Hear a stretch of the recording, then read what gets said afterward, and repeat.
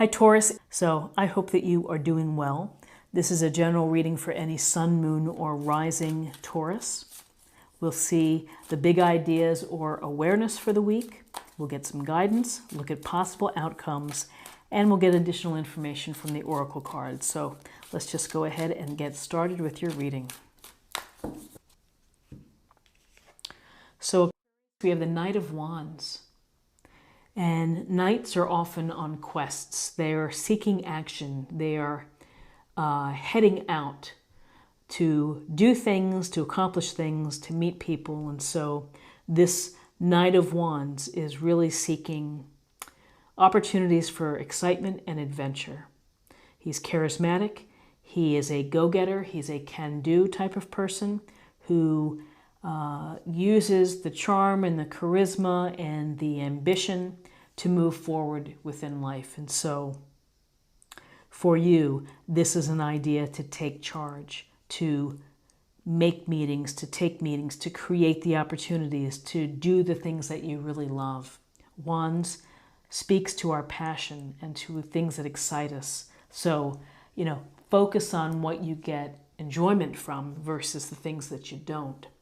And, whether you are single and dating, this is someone who has a really big personality, someone who might be spontaneous and may say, hey, let's just do something, go away for the weekend, pack your bag.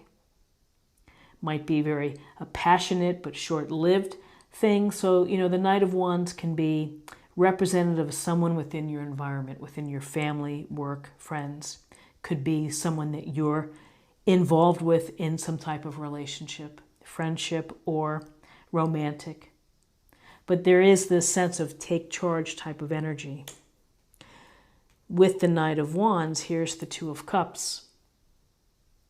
And the Two of Cups is about the power of two really becoming one. Two hearts beating as one. Because this is the very deep and emotionally satisfying relationship. It's the one where you count on, where you feel that there's balance, where you guys understand each other, there's harmony, there's cooperation, there's a sense of equality, and there's a sense of depth that this could be a soulmate. This could be someone who is significant within your life and could lead to marriage, commitment, whatever it may be. There's the possibility here for something very meaningful and transformative. For those that are in a relationship, this is a chance to focus on the expression of love, of building intimacy, of creating and rekindling passion and bonds.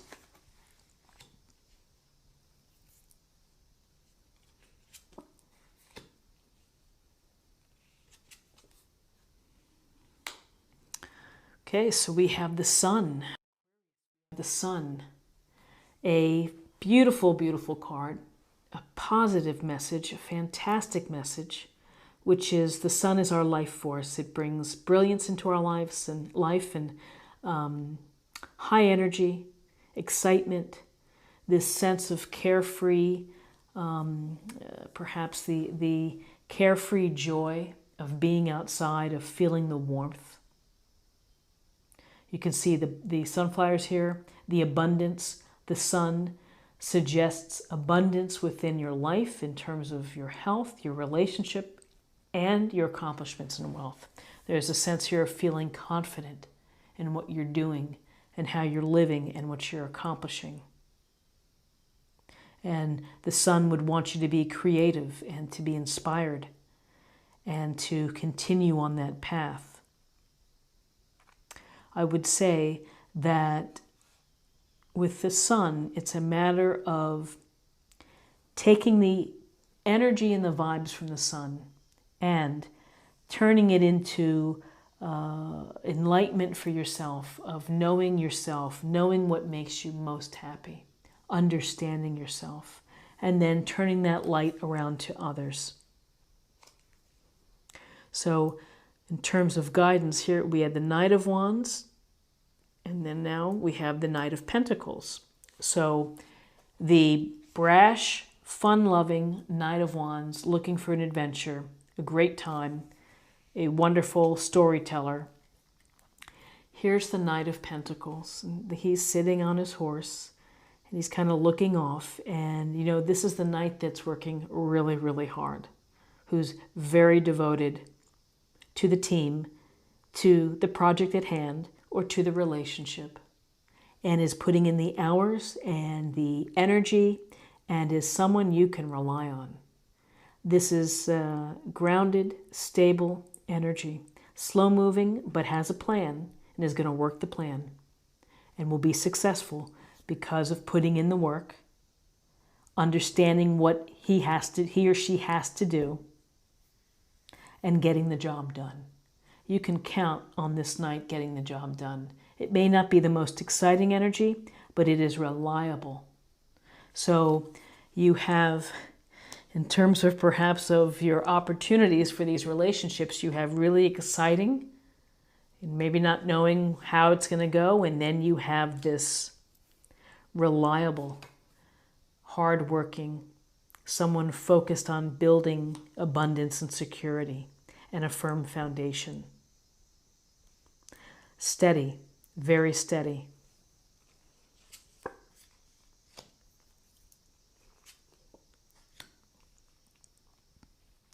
Okay, so then we have the King of Swords. And the King of Swords is the master of sword energy, with which this air energy, the art of thinking, the art of analysis, of reason, of looking at facts and information to make your decisions, to be objective. So perhaps the king is coming through to say, you need to cut through all the nonsense. You need to focus on what you know. You need to focus on the facts at hand as you are making decisions about, if this is about a relationship, of people that you are seeing. You know, make an informed decision and rely perhaps on actions versus the emotional, someone telling you what you want to hear versus someone actually doing it. The King of Swords, it's about clarity, communication, and cutting through the nonsense, the BS. So in terms of your decision-making process for the week, and whatever this is for you, if this is relating to a relationship, if it's relating to work relationships, or to your hopes and dreams, there's a sense here of analysis and clear thinking based on what you know and what you see. And then we have the major arcana card, the Wheel of Fortune.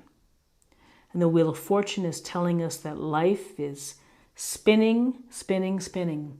Things are either moving quickly for you, and all of a sudden, you know, your life could change. These random events fly in and fly out. It's a matter of how you respond to them. And sometimes when I see the Wheel of Fortune, and if you're having to make a decision, you might just delay until you really know your information, until you really know what you have to do. And for others, it's this sense of either, you know, people like to say this is the karma card and that the universe is spinning us and that's where we're headed, but there is a sense of will, free will as well. The universe is certainly pointing us in the right direction, but ultimately it's how we react and how we deal with these changes. So I think the thing to think about is that change could be coming to you this week. A fortunate change, a positive change for you. Simply, I would say between the sun and the wheel here, positive changes perhaps with respect to your relationships. And the Two of Cups, the potential here for a very strong, transformative, loving union. So very interesting. Take a look at information and a message for meditation or focus area for the week.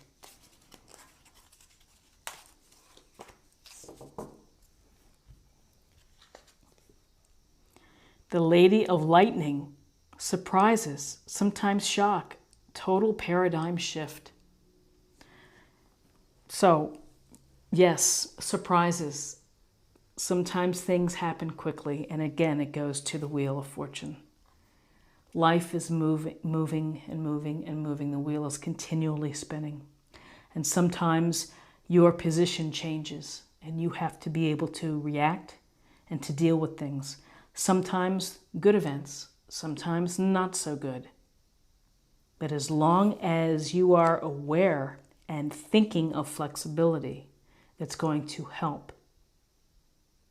Surprises sometimes shock, and a total paradigm shift. And it could be the paradigm of relationships shifting into something very serious and joyful.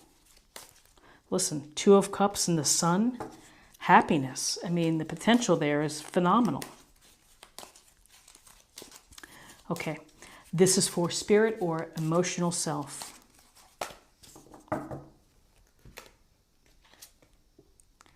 Let your past go. The burden of carting your past around has made you weary. Dear one, it's time to set this burden down. Keep only the lessons and the love and leave everything else behind. You don't want it or need it, and it's now gone. Let's see if I can get that so you can see that.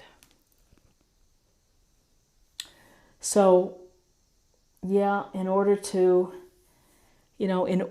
have these really deep and meaningful relationships, you can't be thinking about someone from your past. You have to be present. You have to be in the now with them. And I like the word carting your past around. It is exhausting. Let it go. Let it go and see what the present and the future bring. And now let's choose a card for love.